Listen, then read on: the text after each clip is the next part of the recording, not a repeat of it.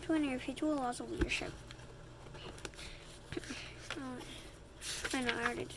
A lesson chapter of the story. However, all Ford's story is not about positive achievement, and one reason is that he didn't embrace the law of empowerment. And remember, the law of empowerment is like being a secure leader, which is being a good leader. Because if you're not a secure leader, you're not a good leader. But anyways, so Henry Ford was so in love with his Model T that he never wanted to change it or improve it, nor did he want anyone else to tinker with it. One day, when a group of designers surprised him by presenting him with a prototype of an improved model, Ford furiously ripped off its doors off the hinges and proceeded to destroy the car with his bare hands. And for almost 20 years, Ford Motor Company only offered one design, the Model T, which Henry Ford had personally developed.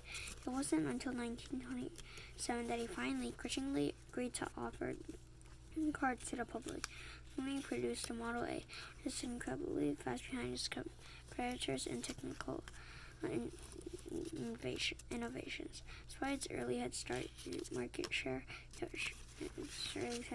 the incredible lead over its competitors, Ford Motor Company's market share kept shrinking. In 1931, it went down to only 28%, little more than half of what it produced 17 years earlier. Henry Ford was the antithesis of an empowering leader.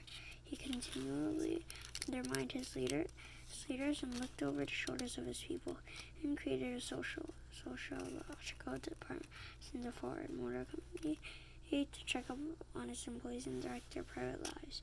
As time went by, he became more and more eccentric. He went into his accounting office and tossed the company's books on the street, saying, "Just put all the money we take in a big bag barrel, and when a shipment of materials comes reached into the barrel and take out enough money to pay for it."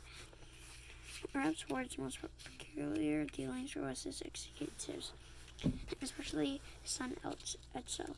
Younger Ford had worked at the company since he was a boy. And Ford had,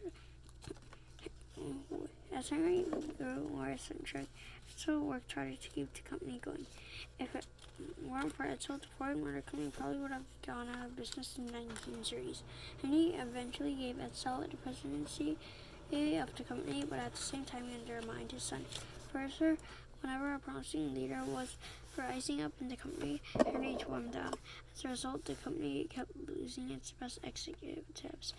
The few who stayed did so because they figured that someday old Henry would die, and Edsel would finally take over and set things right. But that's not what happened. In 1943, Edsel died at age 49. So basically, Henry Ford did not embrace the law of empowerment, and the law of empowerment is that you're a secure leader, you're a good leader, and also you did not embrace change. He is just stuck with one saying, cause he just loved it so much, not knowing that there were way more better things than just some simple old car that I probably, if I could drive, not drive it.